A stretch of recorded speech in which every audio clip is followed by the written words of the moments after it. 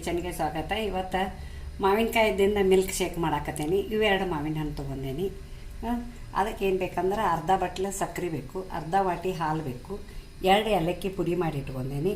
ಇವು ಗೋಡಂಬಿ ಒಂದು ಸ್ವಲ್ಪ ಚೂರು ಮಾಡಿ ಇಟ್ಕೊಂಡೇನಿ, ಸಣ್ಣ ಸಣ್ಣ ಪೀಸ್ ಮಾಡಿ. ಮತ್ತು ಇದು ಮಣಕ ದ್ರಾಕ್ಷಿ ಅಂತಾರಲ್ಲ, ಅದು ದ್ರಾಕ್ಷಿ ಸ್ವಲ್ಪ ಇಟ್ಕೊಂಡೇನಿ. ಮಾಡೋ ವಿಧಾನ ತೋರಿಸ್ತೀನಿ ನೋಡಿ. ಮಾವಿನ ಹಣ್ಣು ಕಟ್ ಮಾಡೇನಿ. ನನಗೆ ಚಾಕುಲಿ ಕಟ್ ಮಾಡೋಕ್ಕೆ ಬರೋಂಗಿಲ್ಲ, ಸ್ವಲ್ಪ ಅನಿಸ್ತೇನು ಕೈ ನೋವು ಐತೆ ಅಂದ ಕೂಡಲೇ. ಮತ್ತು ಇಳಿಗಿಲಿ ಕಟ್ ಮಾಡೇನಿ ನೋಡಿ. ಹಾಕತ್ತೇನೆ ಇದಕ್ಕೆ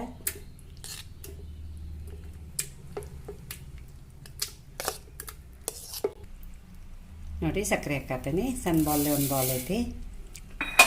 ಮತ್ತು ಸ್ವಲ್ಪ ಹಾಲು ಹಾಕತ್ತೇನೆ. ಈ ವಾಟಿಲಿ ಅರ್ಧ ವಾಟಿ ಐತಿ. ಮತ್ತು ಇದು ಏಲಕ್ಕಿ ಪುಡಿ ಮಿಕ್ಸರ್ ಮಾಡಿ ತೋರಿಸ್ತೀನಿ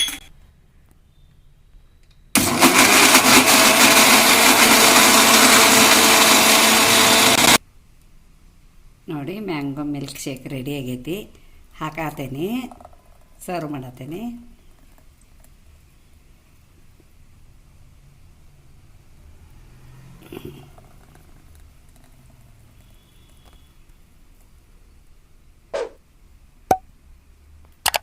ನೋಡಿ, ಮ್ಯಾಂಗೋ ಮಿಲ್ಕ್ ಶೇಕ್ ರೆಡಿ ಆಗೈತಿ. ಇನ್ನೂ ಬಿಸಿಲು ಐತಿ.